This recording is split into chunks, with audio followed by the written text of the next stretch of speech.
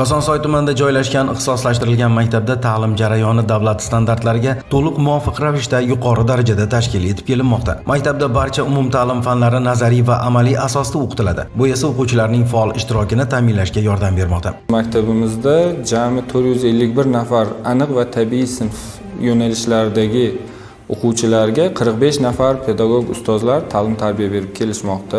Maktabda biologiya, kimyo va fizika kabi fanlar uchun maxsus laboratoriyalar mavjud bo'lib, ular o'quvchilarga nazariy bilimlarni amaliy mashg'ulotlar orqali mustahkamlash imkonini yaratmoqda.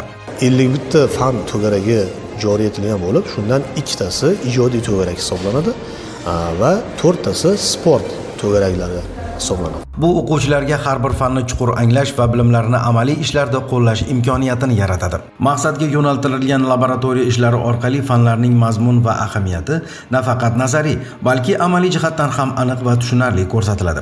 O'quvchilarimiz mavjud sharoitdan juda ham unumli foydalangan holda axborot texnologiyalari, sun'iy intellekt bilan ishlash, robototexnika sohasini aynan o'z ustlaridan mustaqil ishlash orqali mana shu fan to'garaklarida ustozlardan olgan bilimlardan foydalanib yaxshi natijalarni qayd etishmoqda. Shuningdek, maktabda zamonaviy kutubxona faoliyat ko'rsatib, o'quvchilarga kerakli adabiyotlardan foydalanish imkoniyati taqdim etilmoqda. Kutubxonada yangi adabiyotlar bilan tanishish, o'zgarishlarga muvofiq yangi bilimlarni egallash va shogirdlar o'rtasida kitobxonlik madaniyatini shakllantirishga ko'maklashilmoqda. Bu o'quvchilarning bilimlarini kengaytirish va o'qishga bo'lgan qiziqishini oshirishda muhim omil bo'ladi.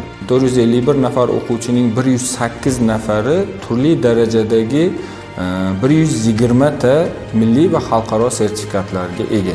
O'qituvchilarning aksariyati bir necha yillik pedagogik tajribaga ega mutaxassislardan iborat. Ular ta'lim jarayonini samarali tashkil etishda tizimli yondashuvni qo'llab, fanlarning mazmunini to'liq va aniq yetkazishga intilishmoqda. Shu maktabda boshlang'ich sinfdan matematikani yaxshi o'zlashtirgan o'quvchi hamma fanni yaxshi o'zlashtiradi, kasbni ham yaxshi o'zgartiradi. Matematikaning asosiy vazifasi balkim o'sha sinus kosinuslar kundalik hayotda kerak emasdir, lekin uni asosiy vazifasi matematikani insonni fikrlashga o'rgatadi. Ya'ni bizni miyamizni ishlatishni o'rgatadi. 45 nafar o'qituvchining 36 nafarida to'la xalqaro va milliy sertifikatlar mavjud. Shuningdek, maktabda pedagoglarning malakasini oshirishga qaratilgan seminarlar va treninglar muntazam o'tkaziladi. Bu esa ta'lim sifatiga ijobiy ta'sir ko'rsatmoqda hamda o'quvchilarning bilimlarini zamonaviy va aniq usullar bilan yoritishga yordam beradi. Bundan tashqari, internet va multimedia vositalari orqali o'quvchilar global bilimlarga ega bo'lishlari va zamonaviy ma'lumotlardan foydalanish imkoniyatini yaratadi.